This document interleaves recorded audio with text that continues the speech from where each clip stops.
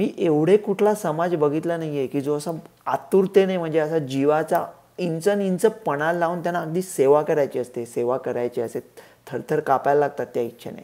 एवढी सेवा करायची इच्छा, मग 10 वर्ष करा ना मनमुराद सेवा, परत निवडून यायचं. म्हणजे उगाच लोकांची लाल करायला काही गरज नाही.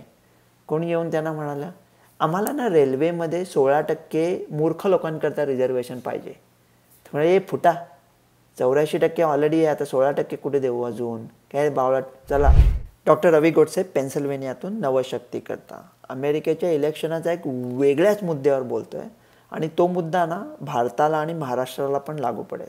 म्हणजे त्यानिमित्ताने महाराष्ट्राच्या राजकारणावर बोलू नये. मला खूप हौस होती पण काय माहितीच नाही हो. म्हणजे आता युती आघाडीवर आहे का आघाडीबरोबर युती झाली काही कल्पना नाही. काहीतरी मित्रांबरोबर टाकत असतो. ट्रम्पची एक नवीन आयडिया काय माहिती आहे की लिमिट्स लावायच्या सेनेटर आणि काँग्रेसमनवर. प्रेसिडेंटवर ऑलरेडी लिमिट आहे. तर सेनेटरची 6 वर्षाची टर्म असते, काँग्रेसमनची 2 वर्षाची. आणि एकदा आले ना लोक की असे जुन्या पोस्टाच्या पाकिटाला स्टॅम्प चिकटतात, असे चिकटले म्हणजे निघतच नाहीत मग आयुष्यभर. आणि ते पॉवरमध्ये आले आणि 2-3 टर्म झाल्या की त्यांच्या ओळखी पण एवढ्या होत्यात, परमिट वगैरे, मग ते कधी त्यांना काढणं मुश्किल होऊन जातं. त्याच्यामुळे नव्या कोणाला वावच मिळत नाही. आता आमचे बायडन काका 29 वर्षाचे असताना सेनेटर झाले. आता त्यांचं काय वय आठवत नाही मला, 103 104 काय असेल ते. पण म्हणजे ते एकामागून एक टर्मच. मग त्या लोकांचा ना सामान्य जनतेशी संपर्क सुटतोच. त्यांना म्हणजे बाबा कारचे हप्ते भरणं म्हणजे काय, याचं लायसन्स मिळवा, इन्शुरन्स मिळवा, याचे काय त्यांना कटकटीच नाही. त्याच्यामुळे ते एक वेगळ्याच ग्रहावर असतात. त्याच्यामुळे अशा जर का लिमिट्स टाकल्या, आता भारतामध्ये मला वाटतं MP आणि MLA म्हणजे दोघांची लिमिट 5 वर्ष असते. तर म्हणजे समजा त्या 2 टर्मची लिमिट टाकली की 10 वर्ष काय करायचं ते करा. आणि मला एक नवल वाटतं नेहमी, म्हणजे हे म्हणतात की आम्ही जनतेची सेवा करायला येतोय, म्हणजे राज्यकर्ते आणि IAS वगैरे. मी एवढे कुठला समाज बघितला नाहीये की जो असा आतुरतेने म्हणजे असा जीवाचा इंचन इंच पणाला लावून त्यांना अगदी सेवा करायची असते, सेवा करायची असे थरथर कापायला लागतात त्या इच्छेने. एवढी सेवा करायची इच्छा, मग 10 वर्ष करा ना मनमुराद सेवा, करून घ्या 10 वर्ष, त्याच्यानंतर बास. आणि सगळ्या पार्टीतले लोक कदाचित याला मान्यता देतील, कारण म्हणजे मग नवीन लोकांना वाव मिळेल ना. काही काही लोक बिचारे आयुष्यभर कार्यकर्तेच राहतात.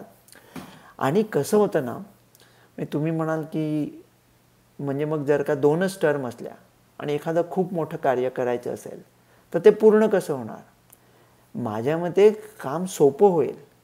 म्हणजे आता समजा दुसऱ्या टर्ममधला एखादा 5 वर्षाच्या टर्ममधला एखादा राज्यकर्ता आहे आणि आता त्याच्यावर काही टेन्शन नाही आहे ना, परत निवडून यायचं. म्हणजे उगाच लोकांची लाल करायला काही गरज नाही. कोणी येऊन त्यांना म्हणालं आम्हाला ना रेल्वेमध्ये 16% मूर्ख लोकांकरता रिझर्वेशन पाहिजे. म्हणजे हे फुटा 84% ऑलरेडी आहे, आता 16% कुठे देऊ अजून, काय बावळट. चला. बोलू शकेल ना लोकांना कोणीतरी. राज्य जनतेचं असलं तरी जनता पण कधी कधी काय वाटेल ते विचारते हो. कधीतरी त्यांना कोणीतरी खमकेपणे सांगायला पाहिजे ना, नाही करत जा, तुमची चूक आहे, तुम्ही थोडे जबाबदारीने वागा, वेळेवर या, रस्त्यावर कचरा टाकू नका, थुकू नका. सांगू शकेल ना लोकांना ओरडून कधीतरी. म्हणून असं झालं तर मजा येईल.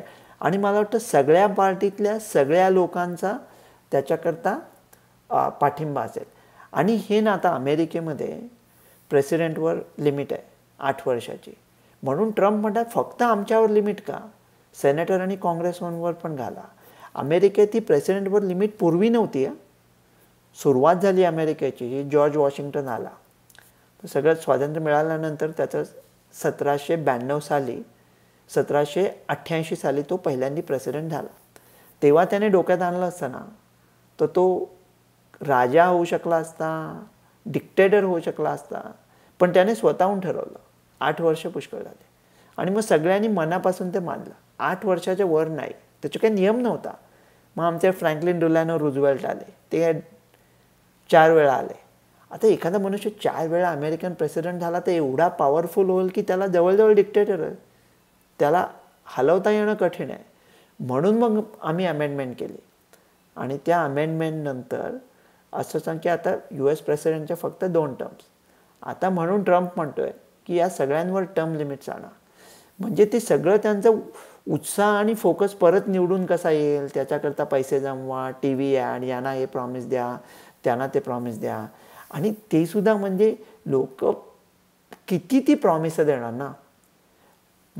त्यातली आश्वासनं असतात ती पुरी ती कधीच होत नाही. ते परत आपलं ये रे माझ्या मागल्या, काय तोंडाला येईल ते मागायचं, तोंडाला येईल ते बोलायचं आणि परत पुढे काहीच होत नाही. उर्दूमध्ये शेर आहे, ये न थी हमारी किस्मत की विसाले यार होता और जीते रहते तो और इंतजार होता. म्हणजे थोडा कठीण आहे, पण थोडक्यात म्हणजे आमच्या नशिबातच नाही, आम्ही फक्त वाट बघणार. आम्ही वाट बघणार आणि ते वाट लावणार.